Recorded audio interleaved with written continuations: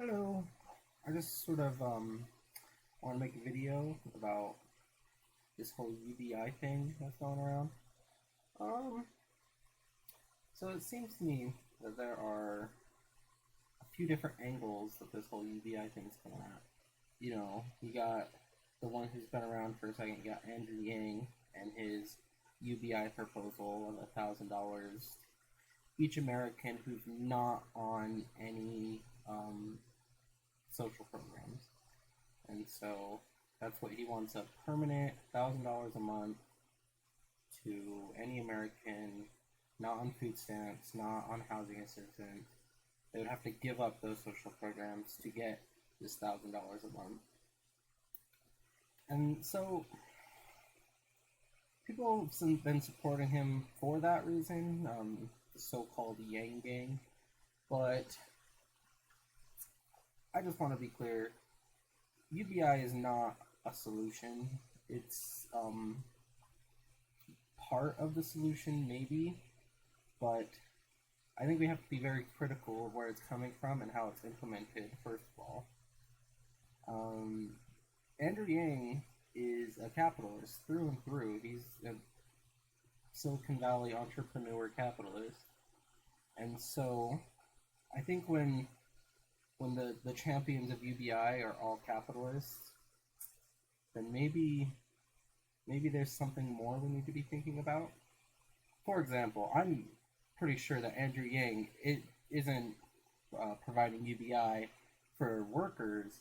He's providing UBI for customers. He wants more demand. He wants the workers to have more money in their pockets so that they can go buy stuff as consumers. He doesn't care that they're workers. He wants people to purchase all the commodities that they're making. So you have Andrew Yang. You have a ton of other people. You have what is it? Zuckerberg. I think also supported UBI. And you got to realize they're coming at this from a completely different angle than you might come at it as a socialist.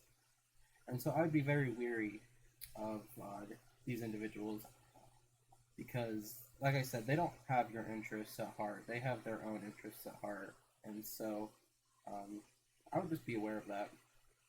The other thing is with the whole pandemic going around, we have a left and a right proposal for UBI as well. You have Bernie Sanders said $2,000 a month for the duration of the pandemic. Originally, I heard him say 2,000 to each family, but then I also heard him later on say 2,000 to each American. And so I don't know exactly what his proposal is on that one. Probably is going to be for each individual rather than to the family, especially when you have the right coming up with $1,200 once as just a blanket check. This I feel is going to be relatively useless. Sure, $1,200, that would be nice. Like, I wouldn't say no, but people are going to be out of work for longer than that. So, you can say if people are out of work for 2 weeks, then yeah, maybe $1,200. That's probably that's about like, well, that's a little bit more than what I make in 2 weeks. So, yeah, not too bad. But there are other costs that are going to be attributed to this, and there's not really much assuring me that this whole thing's going to blow over in a few weeks. I heard a figure that 20%, or yeah, about 1 in 5 Americans are either out of work or at significantly reduced hours. That's people in my house, my roommates. Luckily, I haven't been affected yet, but it might happen. And so you have this coming, like, so you have the technocrat entrepreneurs offering money to customers. You have Bernie Sanders offering money during the pandemic, and then you have Trump offering money once as a one-time payment. none of these solutions are gonna end capitalism. None of them are gonna really fix the economic problems that we're suffering because of this pandemic. They're really like a band-aid that's not nearly big enough. And that's sort of what I've been thinking about UBI for a long time in general. Is just it's not a solution. In fact, as capitalism devolves further and further, I think that we're going to get UBI. I feel like that's just sort of inevitable, but it's definitely going to come from the capitalists. They want more. They want customers to have more money. That's good for them. They just don't want to pay workers more money in order to get those customers because that's bad for them. And so with UBI, it doesn't even attempt to decommodify anything. It doesn't fix any problems. It doesn't create new power structures. I'm not convinced that it's going to help worker power in any significant way. I feel like a better way to increase worker power would be to decouple healthcare from employment, and that's what we could really do to increase worker power on its own. But we need to look towards things like um, tenant unions and public housing. We need food co-ops. We need just ways to get basic necessities without going through a commodified market with the whole goal of profit for the firm. That we need to move away from that because that's the problem. Just saying, hey, if we pump more money into this system, it'll work. It's not necessarily something that we can do. It's not a sustainable way to do it. And if we did implement UBI, sure, maybe it would slow down the problems with capitalism, but it definitely wouldn't eliminate them. They would still creep back up on us because capitalism just builds and builds unstably until it collapses. And so, although putting more money in the system might make things sort of blow over a little bit, I like to think about, as somebody, as one individual in a whole society, what would I do? And so, with an extra $1,000 a month, yeah, that'd be great.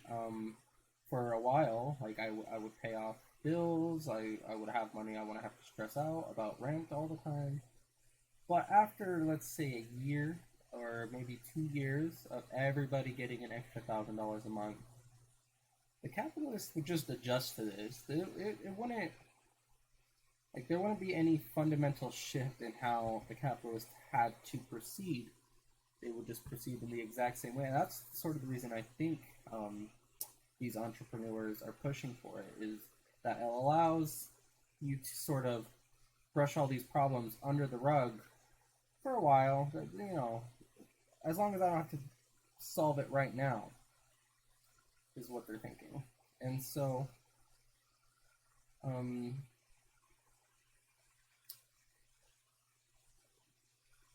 we definitely should think about that. After a year, after 2 years, rents would go up. I haven't seen any proposal, especially for Yang's vision, since it's a permanent vision, whereas these are sort of temporary measures to get people income while they're out of work. But with Andrew Yang's $1,000 a month, what is to stop landlords from just swallowing that money up? What's to stop businesses from raising prices? You might say competition, but competition is the capitalists, like, it's the last resort. They, like, all of the capitalists would rather have high prices, every single one. It's not like nobody wants to lower prices or lower profits. They do that because they have to. So if everyone's getting an extra $1,000 a month, yeah, maybe eventually there might be some sort of war between grocery outlets on how low they can sell milk for or whatever. But overall, that money's going to get swallowed up.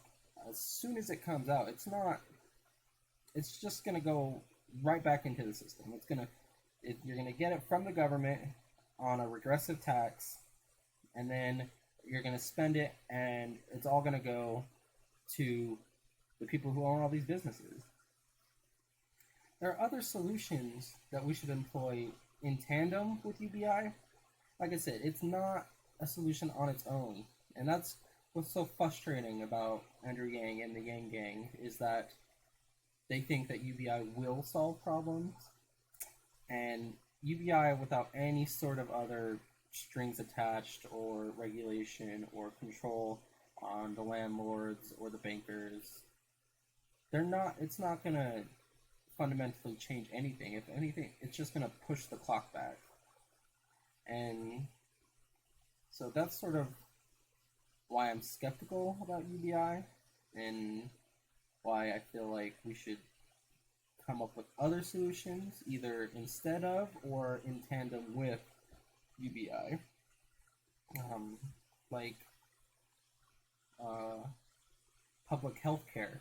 If people didn't have to pay $200 a month in premiums, and then a $4,000 deductible, and then a $100 copayment on everything, then they would have more money in their pocket without the need to write them a check. It's easier to write people a check than to tell the pharmaceutical companies to fuck off. It's more convenient to enact UBI because it doesn't actually upset anybody. Everybody's okay with it at some point or another. Not everyone, like you do have fiscal conservatives who would not be okay with this idea.